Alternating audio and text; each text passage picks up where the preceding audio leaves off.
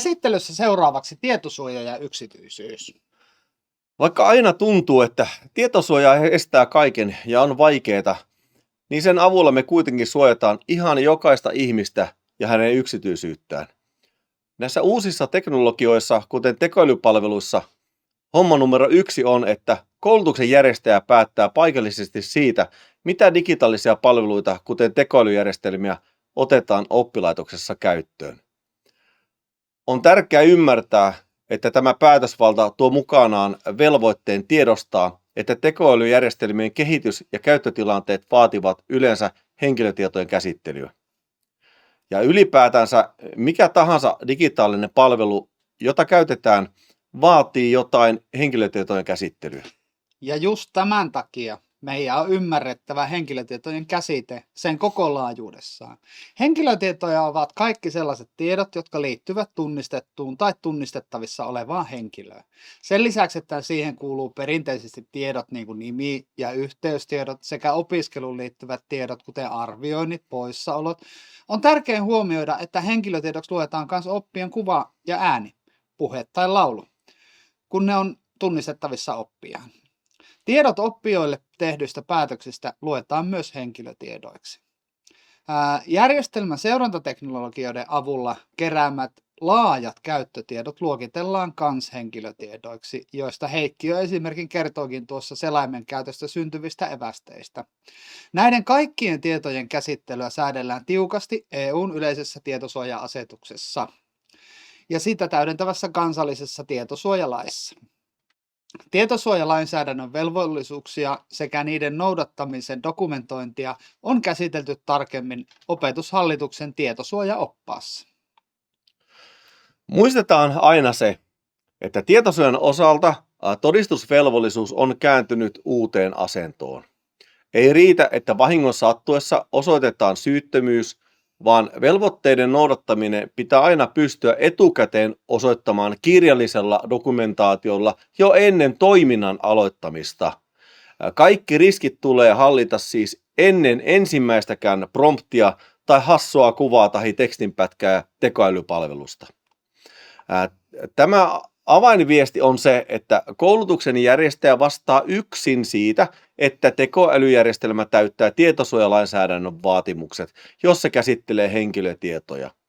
Ja kuten mainittiin, todella moni sähköinen palvelu käsittelee jotain henkilötietoa, ja tekoälypalvelussa esimerkiksi kirjautuminen on jo henkilötiedon käsittelyä. Tärkein velvoite on, että tämä arvio lainmukaisuudesta pitää tehdä aina ennen järjestelmän käyttöönottoa, yleensä jo hankinnan suunnitteluvaiheessa, ja arviota pitää seurata ja päivittää tarvittaessa siihen asti, kun järjestelmästä luovutaan. Jotta tämä monimutkainen prosessi olisi hallinnassa, koulutuksen järjestäjän kannattaa suunnitella ja laatia etukäteen toimintaohjeet siihen, miten erilaisia tekoälyjärjestelmiä voidaan ottaa käyttöön, miten niiden lainmukaisuus varmistetaan ja miten prosessi dokumentoidaan luotettavasti. Samalla tulee varmistaa, että on tarpeeksi asiantuntemusta tietosuojasta ja siitä arvioitavasta tekoälystä. Toimintaohjeita laatiessa tulee huomioida se, että tekoälyjärjestelmissä voi olla suuriakin eroja sen suhteen, minkälaista henkilötietojen käsittelyä niihin sisältyy.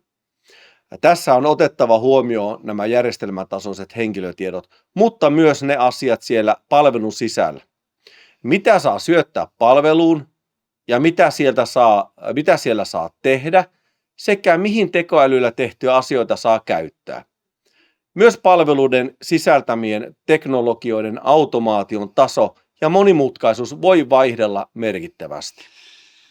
Tämän kaiken lisäksi meidän pitää muistaa, että kaikissa tilanteissa yleinen arvio tietosuojan toteutumisesta ei riitä. Laki vaatii tietyissä tapauksissa tekemään määrämuotoisen tietosuojan vaikutusten arvioinnin, jota myös DPIAksi kutsutaan. OKM ja OPH ovat tehneet tähän liittyen tietosuojan vaikutusarviointien kokeilun perusopetuksessa 2024-2025, ja kokeilusta löytyy muun muassa mallipohja vaikutusten arvioinnin toteuttamiseen. Vaikutusten arviointi on pakollinen silloin, kun suunniteltu henkilötietojen käsittely aiheuttaa todennäköisesti korkean riskin ihmisten oikeuksille ja vapauksille. Kasvatuksessa ja koulutuksessa tämä kynnys vaikutusten arvioinnin tekemiseen ylittyy yleensä todella helposti, koska tekoälyjärjestelmät tyypillisesti käsittelee henkilötietoja laajasti tai käsittelee heikommassa asemassa olevien, niin kuin lasten, henkilötietoja. Vaikka kynnys itse arvioinnin tekeminen ylittyisi helposti, niin varsinainen ongelma, eli korkean riskin syntyminen, pitää kuitenkin aina arvioida tapauskohtaisesti. Puhutaanpa tietosuojavaikutusten arvioinnin tavoitteista ja mikä on vaikutusten arvioinnin ydin. Sen tarkoitus on varmistaa, että suunniteltu henkilötietojen käsittely tekoälyjärjestelmässä on lainmukaista. Käyttöön liittyvät riskit on tunnistettu, pienennetty ja ne pysyy hyväksyttävällä tasolla. Arvioinnissa varmistetaan myös, että me ollaan koulutuksen järjestäjänä tehty riittävät toimet riskien vähentämiseksi tai poistamiseksi. Tähän tehtävään kannattaa käyttää paukkuja, sillä järjestelmät kehittyvät hurjaa vauhtia ja erilaiset mahdollisuudet teknisiin rajauksiin kehittyvät merkittävästi koko ajan. Toki tässäkin kehityksessä on varjopuolensa. Saattaa olla, että tulee tilanne, että tekoäly valvoo ihmisen tekoälyn käyttöä ja sekin voi aiheuttaa suuren riskin. Meidän pitää ymmärtää, että arvioinnin luonne ja riskit voi vaihdella suuresti riippuen siitä, minkälaista tekoälyä järjestelmään sisältyy ja pitää mielessä kaikki taustamateriaalien näkökulmat, kun tehdään arviointia.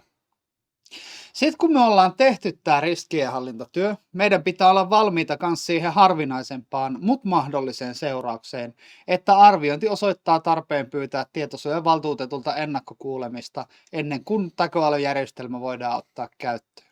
Tämä tulee kysymykseen, kun käsittely aiheuttaa korkean riskin ja sitä ei saada pienennettyä esimerkiksi teknisin rajauksin, valvonnalla tai kouluttamalla henkilökuntaa. Jos kuitenkin käy niin, että joko yleisen arvion tai tietosuojan vaikutusten arvioinnin perusteella järjestelmä ei täytä tietosuojalainsäädännön vaatimuksia ja järjestelmää ei saada vaatimusten mukaiseksi edes rajaamalla järjestelmän ominaisuuksia, seuraus on ehdoton. Tekoälyjärjestelmää ei voida tuolla ottaa käyttöön. Tämä käyttökielto on äärimmäisen tiukka, mutta perusteltu seuraus, joka korostaa järjestäjän vastuuta lainmukaisuudesta.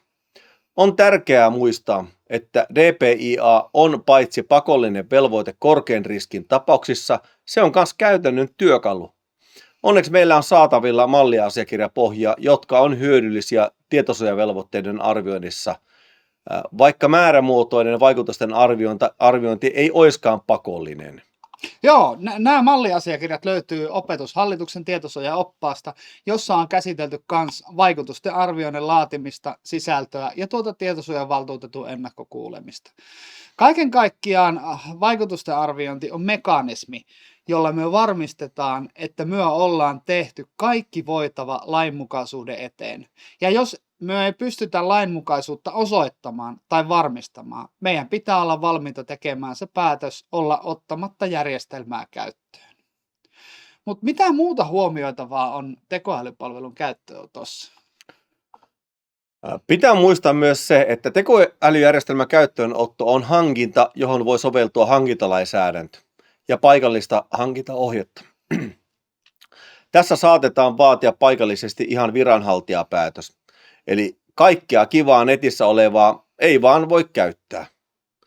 Lisäksi on tärkeää, että aiemmin käsittelemämme tietosuojan lainmukaisuuden arviot, kuten tietosuojan vaikutusten arviointi, pystytään toteuttamaan riittävän aikaisin jo osana hankintojen suunnittelua.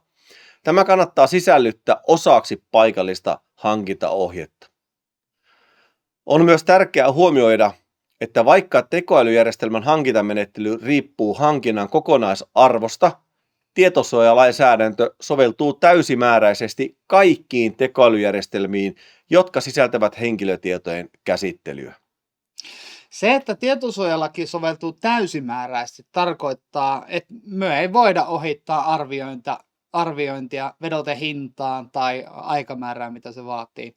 Lainmukaisuus on tarkistettava, vaikka järjestelmä ei tarvitsisi kilpailuttaa sen vähäisen hinnan tai kokonaan maksuttomuuden vuoksi. Tämä sääntö koskee myös kokeiluita. Tietosuojalainsäädännössä ei ole säädetty poikkeuksia hankkeiden tai kokeiluiden osalta, joten järjestelmän lainmukaisuus on tarkistettava, vaikka kyse olisi ihan lyhyestä kokeilusta. Sinä mainitsit kokeilut. Ja se on tärkeä huomio opettajille, jotka haluavat testata uusia työkaluja. Eikö siis opettaja saa itse vaikka kotona kokeilla yhtään mitään, vaikkapa Sunoa tai ChatGPT:tä, mitä koulutuksen järjestäjä on hyväksynyt? Saa tietenkin. Nämä ohjeet ja velvoitteet eivät koske yksityishenkilön tekemiä kokeiluita, ja kunhan niihin ei syötetä koulutuksen järjestäjän tietoaineistoja tai asiakirjoja, niin koulutuksen järjestäjä vastaa niiden tekoälyjärjestelmien lainmukaisuudesta, jotka koulutuksen järjestäjä on hankkinut käytettävissä koulutuksessa ja joita käytetään koulutuksen järjestäjän laitteilla.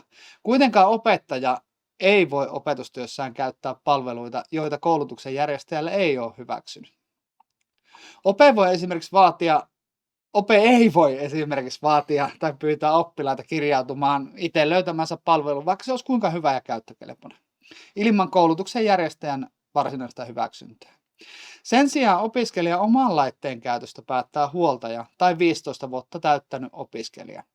Tässä BYOD eli Bring Your Own Device, tuo oma laitteesi, tilanteessa oman laitteen tietosuojasta vastaa huoltaja ja opiskelija. Tällaista oman laitteen käyttöä ei kuitenkaan voi velvoittaa, jos opetuksen maksuttomuus on laissa määritelty. Näin vastuu jakautuu selkeästi sen mukaan, kuka laitteen on hankkinut ja kuka lopulta päättää sen käytöstä.